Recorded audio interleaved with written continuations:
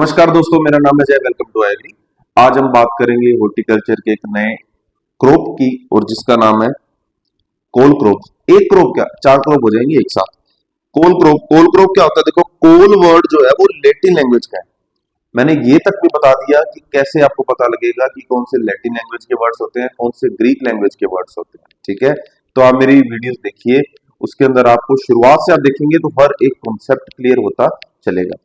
तो कोल क्रॉप आपका Latin language का भी है, ठीक है, लेकिन लेटिन लैंग्वेज का ही है, और कोलिस नाम के वर्ड से वो बना है। और कोलिस जो वर्ड है इससे मिलके बना है, तो इसका अर्थ है स्टेम। इसका मतलब क्या है? स्टेम। कोलिस का मतलब होता है स्टेम, जो कि एक लैटिन लैंग्वेज की कोलिस वर्ड से मिलकर बना। ठीक है, क्लियर। तो अब इसके अंदर हमें चार वेजिटेबल्स देखने को मिलती हैं एक ही फैमिली की। ठीक है, कॉलीफ्लावर, कैबेज, नोल कोल, ब्रोकली, ये चार है एक ही फैमिली की।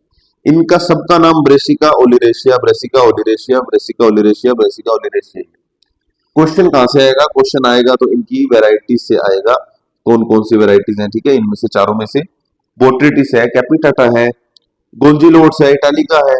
ठीक है, अब दूसरा क्वेश्चन कहां से आता है? एक क्वेश्चन तो ये आ जाएगा कि आपसे कैबेज का नाम पूछ लिया तो आपको कैपिटाटा पता होना चाहिए कि उसकी वैरायटी कैपिटाटा, क्योंकि नाम तो सेम ही है बोटेनिकल। तो अब क्वेश्चन कहां से आता है? आपसे पूछते हैं कॉलीफ्लावर का सबसे इंपॉर्टेंट खाने वाला जो पार्ट है वो कौन सा है? वो है कर्ड। इस तरीके से क्वेश्चन आएगा।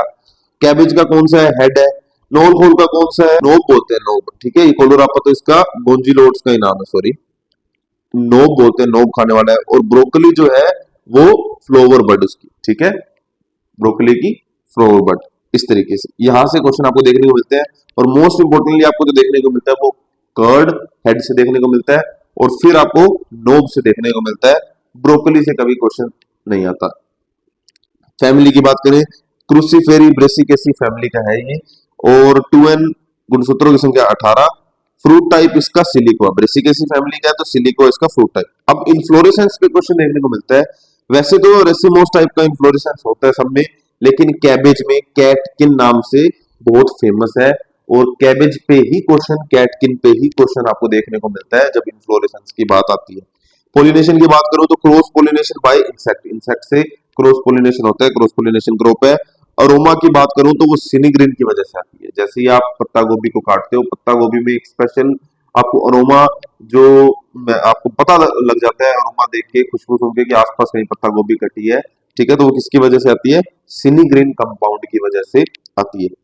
कैबेज की बात करूं स्पेशली तो उसमें एंटी कैंसर प्रॉपर्टी पाई जाती है। कैबेज में तो पत्ता गोभी की बात हो रही है, गोल गोल पत्तों, ऐसे पत्ते पे पत्ता, पत्ते पे पत्ता, ऐसे गोल तैयार हो जाता है ना, एक हेड बन जाता है, उसका हेड पार्ट ही हम खाते हैं। ठीक है, तो वो होती है पत्ता गोभी। कैबेज एंटी कैंसर प्रॉपर्टी पाई जाती है, इंडोल 3 कार्बिनोल ये कंपाउंड उसके अंदर पाया जाता है, जिसके अंदर एंटी कैंसर प्रॉपर्टी होती है। यहां से क्वेश्चन आपको देखने को मिलता है, बहुत इंपॉर्टेंट क्वेश्चन है। क्लाइमेट की बात करूं, कूल क्लाइमेट की क्रॉप है कोल। कोल क्रॉप जो है वो रबी सीजन में ग्रो की जाती है। कूल क्लाइमेट की, ठंडे क्लाइमेट की, रबी सीजन में ही ग्रो की जाएगी, कॉमन सेंस की बात है। कॉलीफ्लावर जो है वो थर्मोसेंसिटिव है। थर्मोसेंसिटिव मतलब अगर टेम्परेचर ज्यादा हो जाता है, क्योंकि कूल क्लाइमेट की है, टेम्परेचर ज्यादा हो जाएगा तो क्या हो जाएगा, उसमें आपको दिक्कतें देखने को मिलेंगी। वो क्या ऐसी है? कॉलीफ्लावर आपकी जो फूल गोभी है थर्मोसेंसिटिव है, इसके अंदर एक रोग भी लगता है, डिजीज भी लगती है, उसकी बात आगे करते हैं। कर्ड फॉर्मेशन होता है कॉलीफ्लावर में। ठीक है, और जो कर्ड फॉर्मेशन होता है कॉलीफ्लावर में वो ट्रॉपिकल में उसका टेम्परेचर 20 से 25 डिग्री, मतलब दो तरह की है वैसे तो, ट्रॉपिकल और टेम्परेट, दो तरह की वैरायटीज देखने को मिलती है आपको कॉलीफ्लावर की, जिसमें कर्ड फॉर्मेशन के लिए टेम्परेचर 20 से 25 डिग्री सेल्सियस ट्रॉपिकल वैरायटी के लिए, और 10 से 15 डिग्री सेल्सियस टेम्परेट वैरायटीज के लिए काफी उपयुक्त है, काफी सही है। सोइल पीएच की बात करूं तो 6.5 to 7.5 सोइल का पीएच सबसे अच्छा रहेगा। और एसिडिक सोइल होने पर मोलिब्डेनम डेफिशिएंसी हो जाती है, ये तो हमको पता है। मोलिब्डेनम एक ऐसा माइक्रो न्यूट्रिएंट है जो पीएच डिपेंडेंट है। पीएच डिपेंडेंट मतलब वैसे उसको डिपेंडेंट नहीं कहते, बट पीएच बढ़ेगा तो मोलिब्डेनम बढ़ेगा, पीएच घटेगा तो मोलिब्डेनम घटेगा। ठीक है, ये बात है। तो एसिडिक सोइल में पीएच कम होता है तो मोलिब्डेनम भी कम होता है, डेफिशिएंसी आपको देखने को मिलती है। उसकी वजह से विप्टेल डिजीज हो जाती है। ठीक है, विप्टेल डिजीज हो जाती है, बहुत इंपॉर्टेंट है। और विप्टेल के साथ क्लब रोट का क्या होता है? अटैक होता है। ये एक फंगस का अटैक है। ठीक है, क्लब रोट हो जाता है, फंगस का अटैक भी हो जाता है। तो और तो मुझे पता नहीं विप्टेल पे कभी क्वेश्चन आए ना आए, क्लब रोट पे आपको बहुत इंपॉर्टेंट क्वेश्चन देखने को मिलता है कि क्लब रोट जो है वो कहां देखने को मिलता है अटैक फंगस का, जब एसिडिक सोइल होती है। ठीक है, ऐसे कह सकते हैं कि विप्टेल जो है वो मोलिब्डेनम डेफिशिएंसी से हो रहा है। विप्टेल तो हो रहा है मोलिब्डेनम डेफिशिएंसी से, और एसिडिक सोइल में आपको क्लब रोट या फंगस का अटैक ज्यादा देखने को मिलता है। दो क्वेश्चन बनते हैं, बहुत प्यारे क्वेश्चन बनते हैं, यही से बनते हैं। सोइंग अब देखो नर्सरी, नर्सरी का साइज अर्ली के लिए तो 45 to 30 degree Celsius R into P, और लेट के लिए 65 to 45 centimetre R into P. जून जुलाई में अर्ली आप कर सकते हो सोइंग, ट्रांसप्लांटिंग इसकी 30 से 40 दिन बाद आप कर दोगे, मिड जुलाई टू मिड अगस्त में। वैसे ही आपके लिए ये भी यहाँ पे लिखा हुआ है, आप चेक कर लेना, पढ़ लेना, इतना इसमें कोई बताने वाली बात नहीं है, ना ही यहाँ पे क्वेश्चन कभी देखने को मिला। अब बात करते हैं सीड रेट की। सीड रेट कॉलीफ्लावर और कैबेज की सीड रेट की बात करूं तो अर्ली के लिए 600 to 700 gram per hectare, cabbage के लिए अर्ली में 500 ग्राम पर हेक्टेयर, मिड में 350 से 400 ग्राम, और सेम लेट का रहेगा। और मिड और लेट का अगर कैबेज की बात करूं तो 300 ग्राम पर हेक्टेयर। इसलिए फास्ट बता दिया क्योंकि यहाँ से क्वेश्चन देखने को नहीं मिलता है मोस्ट फ्रीक्वेंटली।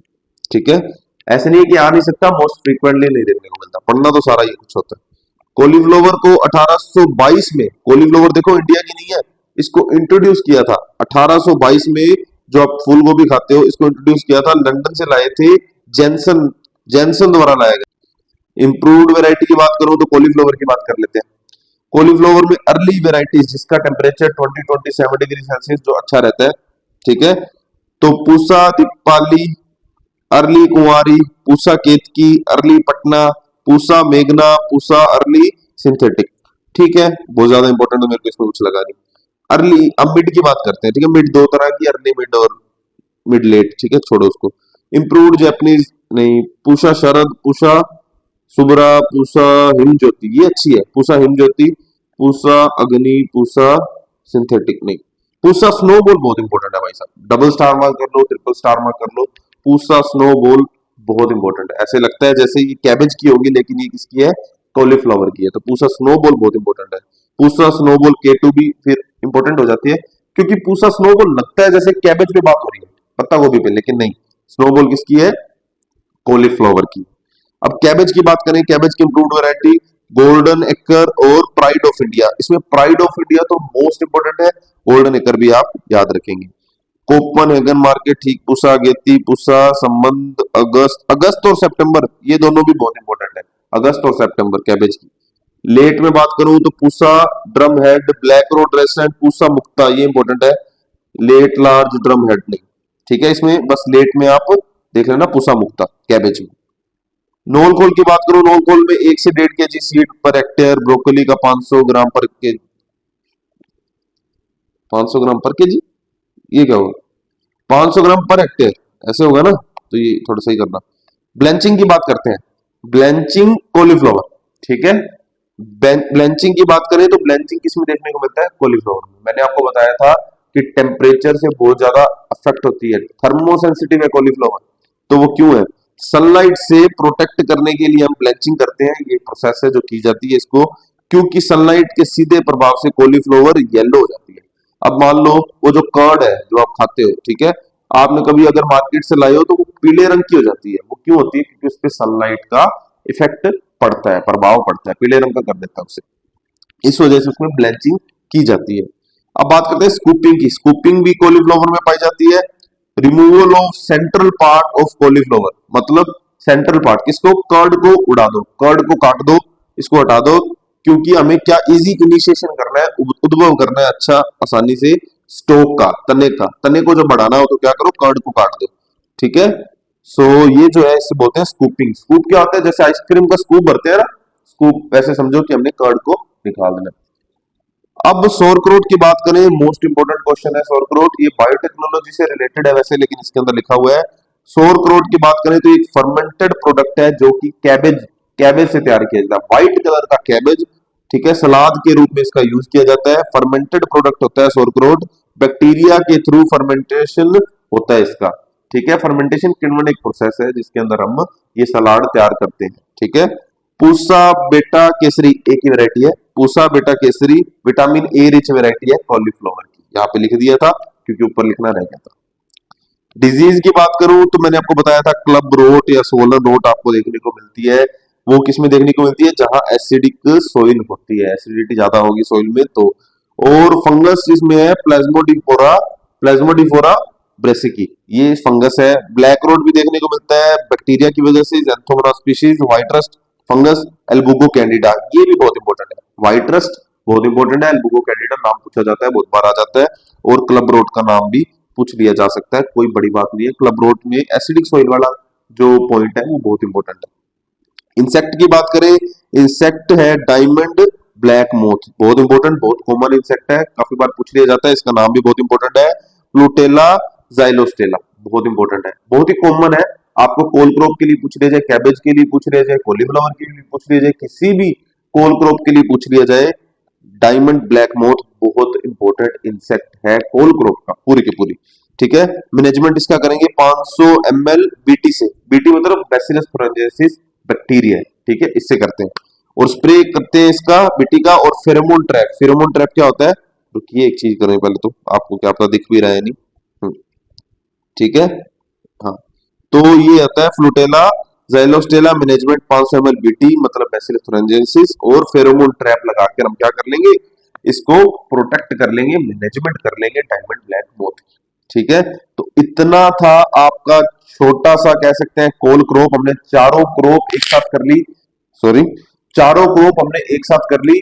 और उम्मीद करता हूँ आपको समझ आया होगा। फिर भी पीछे वाली वीडियोस लगाइए, बार बार रिपीट कीजिए, जिससे आपके मन में दिमाग में ये चीजें फिट हो जाएं, कहाँ से क्वेश्चन आते हैं उसको उसी तरीके से ही पढ़िए जहां से मैं बता रहा हूँ, आपको क्वेश्चन ज्यादा से ज्यादा देखने को मिलेंगे। एक्स्ट्रा पढ़ना तो जरूरी है ही, मैं जहां से बता रहा हूँ वहां से तो स्पेशली पढ़िए, क्योंकि वो क्वेश्चन आपके गलत नहीं होने चाहिए जो सबको आते हैं। ठीक है जी, नेक्स्ट वीडियो के लिए हमें सब्सक्राइब कर लीजिए, हम लोग क्वालिटी मिली रखते हैं। नेक्स्ट वीडियो मिलते हैं, thanks for watching, bye bye.